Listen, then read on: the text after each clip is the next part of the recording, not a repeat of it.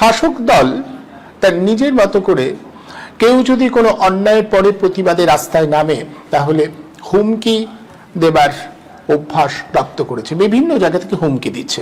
কিন্তু শাসক দলের যারা সংগঠিত বাহিনী তারা হুমকি দেয় একরকম, কিন্তু এখন যেটা দেখা যাচ্ছে শাসক দলের একটা সংগঠিত বাহিনী রয়েছে, সেই বাহিনীর নাম পুলিশ বাহিনী।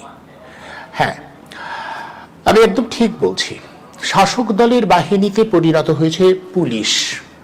পুলিশের নিজস্ব একটা নিয়ম আছে, একটা ধারা আছে, পুলিশ সেই অনুযায়ী কাজ করে। পুলিশ আসলে শাসক দলের হওয়ার কথা নয়, পুলিশ মানুষের, মানুষকে নিরাপত্তা দেবে, মানুষের প্রয়োজন অপ্রয়োজনটা দেখবে পুলিশ। আমাদের রাজ্যে এবং দেশে আইন শৃঙ্খলার যাবতীয় বিষয়টা ঠিকঠাক রাখার দায়িত্ব পুলিশের, কিন্তু পুলিশ মূলত এখন শাসক দলের লেঠেল বাহিনীতে পরিণত হয়েছে। কোনো রকম রাগ ঢাক না করে একেবারে পরিষ্কার এই কথাটা বলছি, গত কয়েক বছর ধরে যে অভিজ্ঞতার মধ্য দিয়ে আমরা যাচ্ছি, যে যে ঘটনাগুলো ঘটছে তার পরিপ্রেক্ষিতে বারবার করে মনে হচ্ছে পুলিশ একেবারে পুরোপুরি শাসক দলের লেঠেল বাহিনী। গত বছর ঠিক 9 আগস্ট, এক বছর পেরিয়ে এলাম আমরা, আরজিকর হাসপাতালের ভিতরে যে ভয়াবহ ঘটনা ঘটেছিল তারপর থেকে চিকিৎসক এবং নাগরিক সমাজের একটা অংশ বারবার মনে করেছে যে এর বিরুদ্ধে প্রতিবাদে সবার সামিল হওয়া উচিত। হাসপাতালের ভিতরে যেভাবে দুষ্কৃতি রাজ চলে তাকে ভাঙা খুব জরুরি, আর সেই জন্যই প্রতিবাদটা জরুরি, নাগরিক সচেতনতা জরুরি। যে ঘটনা আজ করে ঘটেছিল, মৃত চিকিৎসকের বিচার চাইবার জন্য স্বতঃস্ফূর্তভাবে নাগরিক পথে নেমেছিলেন, এখনো মাঝে মধ্যেই প্রতিবাদে নামেন নাগরিক সমাজ। তাদের মতে বিচারটা এখনো পাওয়া যায়নি। আমরা সবাই জানি বিচার হয়নি, বিচার পাওয়া যায়নি। শাসক দল তার যাবতীয় ক্ষমতাকে ব্যবহার করে, রাষ্ট্র ক্ষমতাকে ব্যবহার করে সেই বিচারটাকে আটকে রেখেছে। কি কেন্দ্র কি রাজ্য, দুটো সরকারই এর ভয়াবহ যে ঘটনা তার বিচার পেতে দেয়নি। শাসক দলের নানাজন নানা রকম কথাবার্তা বলছে, কিন্তু আমরা জানি প্রত্যক্ষ অভিজ্ঞতার ভিত্তিতে বিচার এখনো মেলেনি। কিন্তু নাগরিকরা পথে নামলে কি হয়?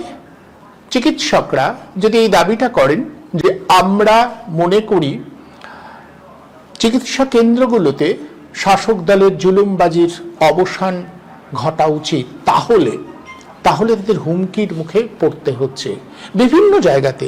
যেহেতু আরজিকরের ঘটনার পর চিকিৎসক সমাজের একটা বড় অংশ প্রতিবাদে মুখর হয়েছিলেন, তারা পথে নেমেছিলেন, তাই চিকিৎসকদের ডেকে ডেকে ভয় দেখানো শুরু হয়েছে বিভিন্ন জায়গাতে। পুলিশ প্রশাসনের পক্ষ থেকে শতপ্রণোদিত মামলা দায়ের করা হচ্ছে, তারপরে নির্দিষ্ট করে চিকিৎসকদের নামে তাদের ডেকে ডেকে থানায় নিয়ে হুমকি দেওয়া হচ্ছে। গত কয়েকদিন আগে অভয়া মঞ্চ, যে মঞ্চটা তৈরি হয়েছে বিভিন্ন নাগরিক সংগঠনের একটা সমন্বয় মঞ্চ, সেই মঞ্চের অন্যতম আহ্বায়ক ডাক্তার পূর্ণব্রত গুণ এবং তমনাশ চৌধুরীকে ঠাকুরপুকুর থানা ডেকে কথা বলতে চেয়েছে, আসলে হুমকি দিতে চেয়েছে যে আপনারা বেশ কয়েক মাস আগে একটা সাইকেল মিছিল করেছিলেন, মানে সাইকেল মিছিল হয়ে গেছিল, তাতে সাধারণ মানুষের সমস্যা হয়েছে এবং সেই সংক্রান্ত মামলার জন্য আপনাদের জবাবদিহি করতে হবে, তা না হলে আপনাদের বিরুদ্ধে আইনানুগ ব্যবস্থা নেওয়া হবে। এই হচ্ছে পুলিশি হুমকি, পুলিশি জুলুমবাজি। সর্বত্র এই জুলুমবাজিটা চলছে। আমরা এই জুলুমবাজির চেহারাটাকে চিনতে চাইব, আমরা বুঝতে চাইব পুলিশ প্রশাসন যদি এইভাবে শাসক দলের লেঠেল বাহিনীতে পরিণত হয় তাহলে আমাদের আইন শৃঙ্খলার আর কি অবশিষ্ট থাকে? সত্যি কি আইন শৃঙ্খলা রক্ষা করবার জন্য পুলিশ বাহিনী, নাকি শাসক দলকে তুষ্ট করবার জন্য, শাসক দলের যা যা চাহিদা সেটা পূরণ করবার জন্য পুলিশ বাহিনী? আমরা আমাদেরই সাধারণ মানুষের ট্যাক্সের পয়সায় এই পুলিশ বাহিনীর মাসোয়ারা হয়, তাদের মাইনে হয়, তারা সরকারি চাকরি করেন। যদিও এখন একটা নতুন পদ্ধতিতে সিভিক পুলিশ নিয়োগ করে গোটা বিষয়টাকে সরকার বা এ রাজ্যের শাসক তার নিজের নিয়ন্ত্রণে নিয়ে এসেছে। স্থায়ী পুলিশের চাকরি আর কারণ নেই। আর যেখানে যে ভয়াবহ ঘটনা ঘটেছিল তারও মুখ্য ভূমিকা নিয়েছে বলে শোনা যাচ্ছে সিভিক পুলিশের একজন।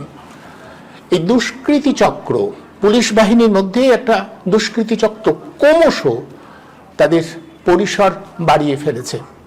কারা দুষ্কৃতি আর কারা ভালো মানুষ আমরা বুঝতে পারছি না। সত্যি পুলিশ, যে পুলিশকে আমরা চিনতাম, যে পুলিশ আইন শৃঙ্খলা রক্ষা করবে, যারা সাধারণ মানুষের নিরাপত্তার দায়িত্বে থাকবে, সেই পুলিশ আর আছে কিনা এটা নিয়ে আমাদের প্রশ্ন ভীষণভাবে দেখা দিয়েছে।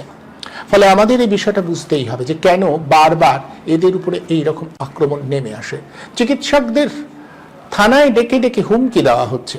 আমার কাছে সেই ছবিটাও আছে, আমি বলবো সেই ছবিটাও যদি দেখানো যায়, যে চিকিৎসক পুণ্যব্রত গুণ এবং তমনাশ চৌধুরীকে যেভাবে ঠাকুরপুকুর থানায় ডেকে পাঠানো হয়েছিল, আমি দেখাবো কিছু সময়ের মধ্যে। আমাদের সঙ্গে আজ এই আলোচনায় আমি বুঝতে চাইব যে কিভাবে পুলিশ প্রশাসন ক্রমাগত শাসক দলের কুক্ষিগত হয়ে গেল।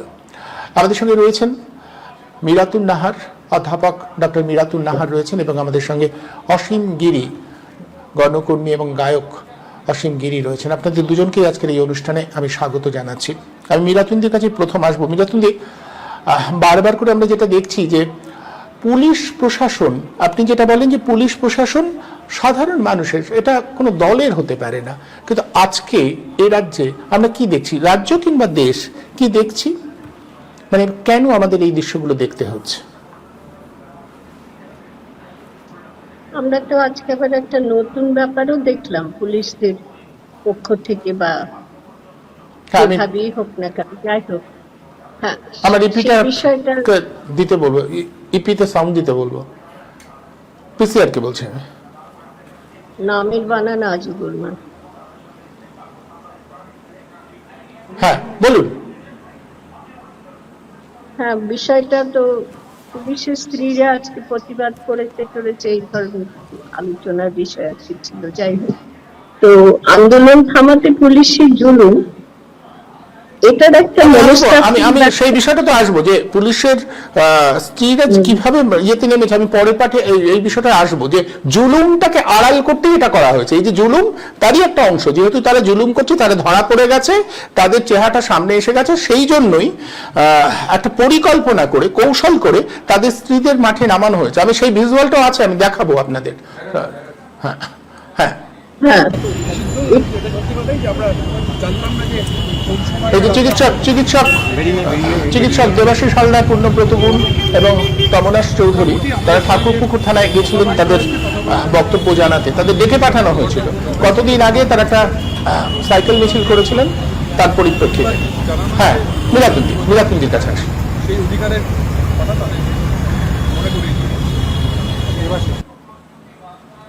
ব্যাখ্যা তো অনেক দিক থেকেই আমরা এটা করতে পারি। একটা রাজনৈতিক ব্যাখ্যা আছে, সে রাজনৈতিক ব্যাখ্যাটা হচ্ছে রাজনীতি এখন ব্যবহৃত হচ্ছে, রাজনীতি সদর্থক অর্থে, গঠনমূলক অর্থে যে রাজনীতি, সেটা এখন একেবারে অপরাজনীতিতে, মন্দ রাজনীতিতে পরিণত হয়েছে। আর সরকারের বদলে চলছে শাসক দলের নানা রকম পরিকল্পিত কার্যক্রম। তারই মধ্যে একটা হচ্ছে পুলিশ। তুমি বললে যে পুলিশ কাদের, সে সম্পর্কে পরিষ্কার নির্দেশ আমাদের কনস্টিটিউশন, সংবিধানে আছে, এবং আমাদের গণতান্ত্রিক যে সমস্ত রীতিনীতি মানতে হয় তাতে আছে। পুলিশ সম্পূর্ণ জনগণের জন্য, দেশবাসী, রাজ্যবাসী তথা দেশবাসীর জন্য। পুলিশের কাজ সরকারি কাজ, পুলিশ সরকারি পদে নিযুক্ত হয়, এবং পুলিশের কাজ সরকার যাতে ঠিকমতো কাজ করতে পারে, সে সরকারের কাজ মানে সরকারের কাজও জনগণের কাজ, রাজ্য গঠনের কাজ, রাজ্য উন্নয়নের কাজ। সেই কাজে যদি কোনো বাধা আসে, তাহলে পুলিশের কাজ হলো সরকারি কাজটা ঠিকমতো চলছে সেটা দেখা, কেননা সরকারের কাজ হলো জনগণের কাজ। কিন্তু আমাদের তো গোড়ায় গলা ধরে রয়েছে। আজকে আন্দোলন থামাতে পুলিশকে জুলুমবাজি করতে হচ্ছে, পুলিশকে সন্ত্রাসীর ভূমিকা নিতে হচ্ছে, পুলিশি সন্ত্রাস নেমে আসছে, নামিয়ে আনা হচ্ছে, সেটা শুধুমাত্র প্রদর্শনমূলক কেন না, ভয় পেয়ে মানুষ প্রতিবাদমূলক কাজ আর করবে না।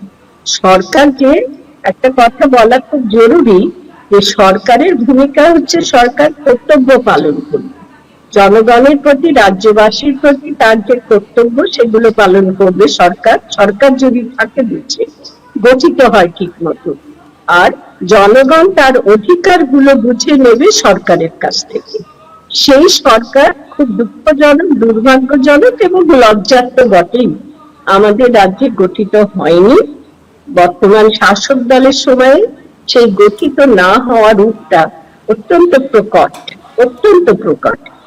বর্তমান যারা শাসক দল এই রাজ্যে, তারা সরকার গঠন করতে ব্যর্থ হয়েছে বললে ঠিক তথ্য দেওয়া হয় না। তারা পরিকল্পিতভাবে সরকারের বদলে শাসক দলের ভূমিকা পালন করছে। সরকারি কথাবার্তা তাদের সরকারের শাসক দলের যে প্রধান প্রতিনিধি, তার মুখে কখনো শোনা যায় না যে আমরা সরকারিভাবে এটা করেছি, ওটা করেছি, সেটা করেছি। তিনি কেবলই বলে যান শাসক দলের নেত্রী হিসেবে তিনি কি করেছেন, তার দল কি করেছে, কেবলই বলে যান। এটা একটা মারাত্মক ত্রুটি।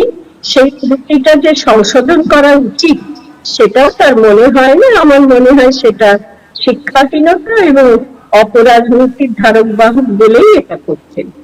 দ্বিতীয় যেটা করছি সেটা নিয়ে আজকে আলোচনা, পুলিশদেরকে ব্যবহার করা হচ্ছে, পুলিশদের দলদাস প্রমাণ হিসাবে ব্যবহার করা হচ্ছে। পুলিশরা আজ্ঞা পালন করবে এবং শাসক দলনেত্রীর আজ্ঞা তারা পালন করবে, তারা জনগণের কেউ না। আমি কদিন আগেই যে ওই একটা অভয়া মঞ্চের আন্দোলনে ওখানে গিয়েছিলাম, পুলিশরা পাশে দাঁড়িয়ে রয়েছে, ব্যারিকেডের পাশে দেখলাম কিছু মেয়ে পুলিশও দেখলাম যেন জড় প্রাণীর মতন দাঁড়িয়ে আছে, পুলিশ প্রাণের মতো। কথা বললে তারা তাদের চোখ অন্যদিকে, কারণ তারা শুধুমাত্র আজ্ঞাবাহক। জনগণের এখানে যারা জড়ো হয়েছেন, সমাবেশ করেছেন, তাদের কোনো অসুবিধা হচ্ছে কিনা সেদিকে তাদের কোনো ধ্যান নেই। তারা একটা নিষ্প্রাণ তারক দ্বারা চালিত পুতুলের মতো দাঁড়িয়ে আছে। সম্ভবত তাদের এখানে নির্দেশ দেওয়া হয়েছিল অভয়া মঞ্চ আয়োজিত অনুষ্ঠান, যে তোমরা এখানে কোনো কিছু করবে না, যা করা হবে সেই নবান্ন অভিযানের ওখানে করা হবে, এই ধরনের নির্দেশ তাদের উপর ছিল। ফলে আমি নিজের চোখে দেখলাম কিরকম জড় বস্তুর মতন প্রাণ আছে এরকম ব্যক্তি বলে মনে হচ্ছে না কাউকে। মেয়েগুলো কারো বেশি পুতুলের মতন মনে হচ্ছিল। তারা নির্দেশ পালন করার জন্য, অর্থাৎ যেই নির্দেশ আসবে যে ঝাঁপিয়ে পড়ো, তখনই সেটা করবে, তার আগে পর্যন্ত নিষ্প্রাণ পুতুলের মতো দাঁড়িয়ে আছে। অর্থাৎ এই পুলিশকে পুলিশ বলা যায় না, পুলিশ যথাযথ পুলিশ এদের বলা যায় না, এরা হচ্ছে আজ্ঞাবহ দাস। এবং সেভাবে তাদের পরিণত করা হয়েছে শুধু ভয়। এখানে দুটো প্রবৃত্তিকে খুব ভালোভাবে ব্যবহার করছে শাসক দলনেত্রী এবং তার আজ্ঞাবহ যারা, তারা একটা হচ্ছে লোভ আর একটা হচ্ছে ভয়। কিছু কিছু মুষ্টি শিক্ষা দিয়ে দিচ্ছে, সেটা মানুষের মধ্যে যাচ্ছে, কারণ কিছু তাদের জীবনে নেই। আর কিছু সমস্ত স্তরের মানুষদের মধ্যে ভয় ঢুকিয়ে দিচ্ছে, যে ভয়, তোমরা যদি কিছু বলো, আন্দোলন করো, প্রতিবাদ করো, তাহলে পুলিশ তোমাদের ভেঙে দেবে, শিরদাঁড়াটা ভেঙে দেবে, মাথা ফাটিয়ে দেবে, সংসার, ঘর বাড়ি ইত্যাদির জন্য অন্য লোকেরা আছে তারা জ্বালিয়ে দেবে, অন্য সব প্রাণীরা রয়েছে। কিন্তু পুলিশ কি করবে না, পুলিশ নিরাপত্তার বদলে আরো নিরাপত্তাহীনতাটা পুলিশকে দেখে ভয় পেতে হয়। তখন যে সেই সমাবেশের উপর ঝাঁপিয়ে পড়বে, প্রত্যেকটা মানুষকে তখন ভয় পেতে হয়। এটাই চলছে। এর একটা মনস্তাত্ত্বিক ব্যাখ্যা শেষ করবো। ব্যাখ্যাটা এরকম, একটা সময় গেছে বহু বছর ধরে, এখন যিনি শাসক দলনেত্রী, তিনি বিভিন্ন ধরনের প্রতিবাদী আন্দোলন গঠন করেছিলেন। আন্দোলন করতে নিরন্তর সকলে তাকে আন্দোলনের একেবারে পুরোধা বলে মনে করতেন, সকলেই করতেন, সব স্তরের মানুষরা। সেই আন্দোলন করার সময় শাসক দল, তার সময় শাসক দলের পক্ষ থেকে নানা রকমের আক্রমণ, পুলিশি আক্রমণ, পুলিশি নির্যাতন, অন্য ধরনের নির্যাতন বা প্রতিরোধ, এগুলো তাকে সইতে হয়েছে। তিনি তখন থেকে মার যে খায় সে মারটাকে জমিয়ে রেখে দেয়, যে আমি যখন সময় পাবো তখন পাল্টা মার দিয়ে দেখিয়ে দেবো মার দেওয়া কাকে বলে।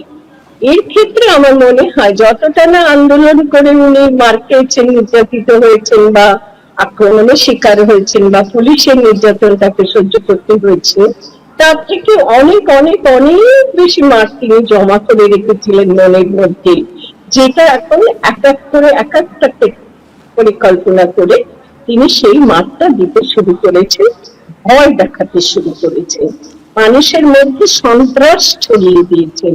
ঘর বাড়ি জ্বালিয়ে দেবেন শিষ্যদের দিয়ে, বাড়ি ঘরদের থেকে পালাতে বাধ্য করবে, এবং মেয়েদের উপরে রেপের ঘটনা, ধর্ষণের ঘটনা সে তো অনবরত ঘটছে, বারংবার ঘটছে, তো নিত্যদিন ঘটছে। সেগুলো সম্ভব হচ্ছে এনারই তারই অনুগত শিষ্যদের দ্বারা হচ্ছে। আর পুলিশদেরকে ব্যবহার করছেন নিরাপত্তাহীনতার বদলে নিরাপত্তা কেড়ে নেওয়ার কাজে। প্রতিবাদ আন্দোলন করলে পুলিশ কেড়ে নেবেন। তার অন্যতম প্রমাণের কথাটা বলেই শেষ করি। যখন তিনি শাসক দল নেত্রী হলেন, সরকার গঠনে তার মনোযোগ ছিল না, তিনি করেননি, করার ইচ্ছা ছিল না, ব্যর্থতা নয়। এখনো ইচ্ছা নেই, তখনও ছিল না। তিনি প্রথমেই পুলিশ দপ্তরটাকে নিজের দপ্তর হিসেবে গ্রহণ করেছিলেন। একেবারে প্রথম ডিক্লারেশন, ঘোষণাটা ছিল পুলিশ দপ্তর আমার হাতে থাকবে। এই যে আমার হাতে থাকবে সেটা তিনি অক্ষরে অক্ষরে প্রতিপালন করছেন, এবং পুলিশও তার সেই মনোবাঞ্ছাটা পূরণ করে চলেছে। এটা অত্যন্ত দুঃখের কথা, আমাদের দিক থেকে খুব দুর্ভাগ্যের কথা, এবং গণতন্ত্র ঘাতী একটি ব্যবস্থা। একদম। আমি অসীম বাবুর কাছে আসবো। অসীম বাবু, আপনার কাছে আমার জিজ্ঞাসা, আপনি দীর্ঘদিন এই যেটা মীরাতুন্দি বললেন যে আজকের যিনি শাসক তিনি একটা সময় আন্দোলন করেছেন, তার আন্দোলন, কিন্তু তিনি আক্রান্ত হয়েছেন বা আক্রমণের মুখে পড়েছেন তো শাসকের। উনি ফিরিয়ে দিচ্ছেন কাদের? শাসকদের নয়, সাধারণ মানুষকে। অর্থাৎ আক্রমণটা সব শাসকই সাধারণ মানুষের উপরে নামিয়ে আনে। মানে শেষ পর্যন্ত ক্ষমতার অলিন্দে থাকাটাই লক্ষ্য। এবং মীরাতুন্দি যথার্থই বলেছেন, আসলে সেই সময় যেটা দেখেছেন সেটাই শিখে রেখেছেন, যে এভাবেই ক্ষমতায় চিরকালীন টিকে থাকা যায়, ক্ষমতার রাশকে আরো বেশি করে শক্ত করা যায়। তিনি যে যে আক্রমণের মুখে পড়েছিলেন সেগুলোই এখন ফিরিয়ে দিচ্ছেন সাধারণ মানুষের দিকে, যেন সাধারণ মানুষ আর মাথা তুলে দাঁড়াতে না পারে। এবং সেই সাধারণ মানুষের মধ্যে চিকিৎসকরা রয়েছে, যে চিকিৎসকরা আন্দোলন করছেন এই কারণে যে সাধারণ মানুষের মধ্যে পরিষেবা দিতে হবে, এখানে কোনো পক্ষপাতিত্ব করলে চলবে না, এখানে যেন কোনো রকম দুষ্কৃতি ঢুকে না পড়ে। সেখানেও তাদের আপত্তি। শাসক দল এভাবেই সাজাতে চাইছে যে আসলে সর্বত্রই তাদেরই শাসন চলবে, দুষ্কৃতি যদি থাকে তাই সই। আসলে দেখো, রাষ্ট্রের রাষ্ট্র সরকার নির্মাণ করে, তাই তো? জনগণ ভোট দেয়, রাষ্ট্র একটা সরকার গঠন করে, সরকারটা তৈরি হয় মূলত সংবিধানের উপর ভিত্তি করে, তার ল ইত্যাদি ইত্যাদি। তার যে চারটে হাত আছে, তার একটা হাত হচ্ছে পুলিশ মিলিটারি। এবার পুলিশ মিলিটারির কাজ, মীরাতুন্দি যথার্থই বলেছেন যে সরকার ঠিকঠাক কাজ করছে কিনা বা মানুষের শান্তি ঠিক আছে কিনা, এইগুলো দেখাটা পুলিশের কাজ, আদালতেরও কাজ তাই। কিন্তু আমরা রিসেন্টলি আদালতের বিভিন্ন রায়, হাইকোর্টের আদালত বা হাইকোর্ট বা সুপ্রিম কোর্ট ইত্যাদি ইত্যাদি, এই সমস্ত রায় দেখে খুবই হতাশগ্রস্ত হয়ে যাচ্ছি।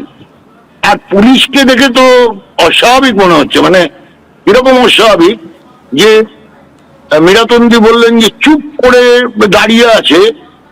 এরকম আমি 9ই আগস্ট, মীরাতুন্দিরা হাজরায় ছিলেন, আমি 9ই আগস্ট অন্য জায়গায় গিয়েছিলাম। তো আমরা দেখলাম যে সামনে বিশাল বিশাল গার্ডরেল দেওয়া, একটু বাইরে, আমি কলকাতার বাইরের কথা বলছি, সেখানেও এটা ঘটেছে। মানে যেহেতু সোদপুর রোডটা পড়ছে, এই সোদপুর রোডের ওই বড় যে রাস্তা, সেখানে তো সেখানে গার্ডরেল দেওয়া এবং চুপ করে দাঁড়িয়ে আছে পুলিশ। মানে ঝড়ের আগে যেমন গাছপালা ঠান্ডা থাকে, ঠিক তেমনি কিছুক্ষণ বাদে আমাদের বলা হলো যে এবার আপনারা তুলে নিন। মানে আমরা কি তুলে নেবো, আমরা তো রাত পাহারার জন্য এসেছি। বলে না, মানে রাত পাহারাটা তুলে নিন। কেন? বলো না, আমাদের নির্দেশ আছে। তাহলে ব্যাপারটা হচ্ছে এই নির্দেশটা আছে, আমরা অবশ্য তুলে নিয়েছিলাম একটু পরে, কারণ আমাদের লোকজন ততটা বেশি হয়নি। তার প্রধান কারণ হচ্ছে ভয়, অর্থাৎ শাসক পুলিশ দিয়ে একটা ভয় কিন্তু ঢোকাতেও পেরেছে। এটা আমরা দেখতে পাচ্ছি। যতটা পরিমাণে আমরা মানে গত বছরে যেভাবে আন্দোলনটা ছিল, হ্যাঁ, আজকে কিন্তু সেভাবে আন্দোলনে ঠিক তার মানে 4 ডবল লোক হওয়ার কথা এখানে কিন্তু কম হচ্ছে। তার একটা কারণও আছে।